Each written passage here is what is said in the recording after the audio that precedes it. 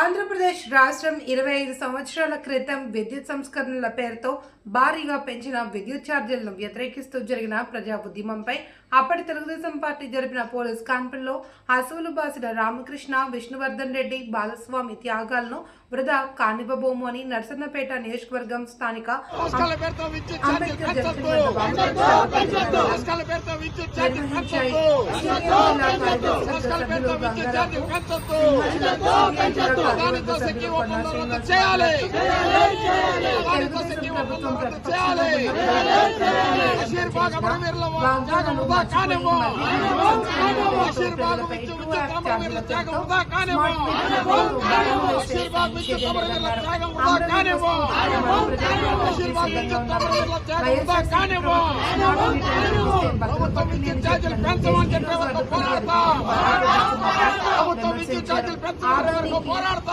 ఒప్పందం రద్దు చేసుకోవాలి అని రాష్ట్ర ప్రభుత్వాన్ని కోరారు. ఈ కార్యక్రమంలో ఆర్ సురేష్ బాబు, నెయ్యల నారాయణరావు, మధు, కర్ణవీరుడు, భాస్కర్, లవడు, మన్మద, తిరుపతి, కాళ నరసింహులు, కోతి శ్రీను, అభిలక్ష్మి తదితరులు పాల్గొన్నారు. నర్సన్నపేట మండల కేంద్రంలో వామపక్ష పార్టీల ఆధ్వర్యంలో విద్యుత్ ఛార్జీల పెంపుపైన నిరసన కార్యక్రమం అనేది జరుగుతూ ఉంది.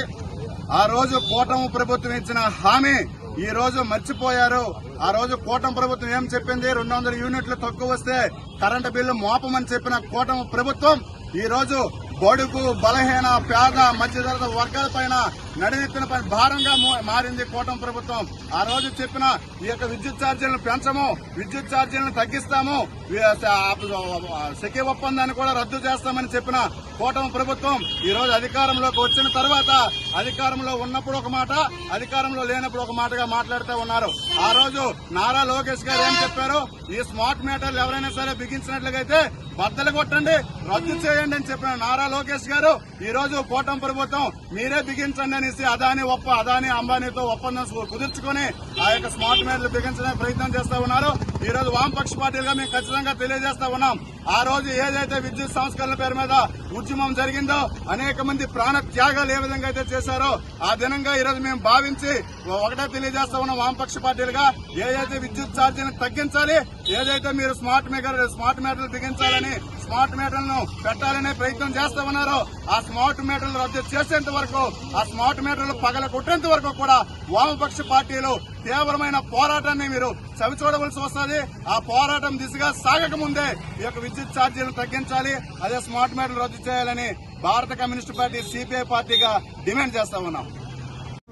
చంద్రబాబు నాయుడు ఆ రోజు మరి విద్యుత్ సంస్థలను ప్రపంచ బ్యాంక్ తాకట్టు పెట్టాలి అని అప్పుడు దానికి వ్యతిరేకంగా మరి వామపక్ష పార్టీలు పెద్ద ఎత్తున పోరాటం చేసి లాఠీ దెబ్బలకు, తోటాలకు ఒకరు నేలకొరిగిన పరిస్థితి అది.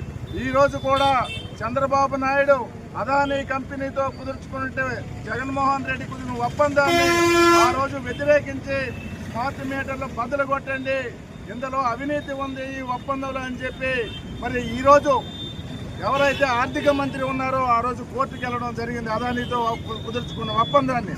మరి ఈ రోజు చంద్రబాబు నాయుడు ప్రభుత్వం అధికారంలోకి వచ్చిన తర్వాత ఒప్పందాన్ని రద్దు చేయకుండా ఈ రోజు ఆ ఒప్పందాన్ని కొనసాగిస్తూ స్మార్ట్ మీటర్లను బిగించడానికి ప్రయత్నాలు చేస్తున్నారు. ఒక పక్క అదనపు ఇంధన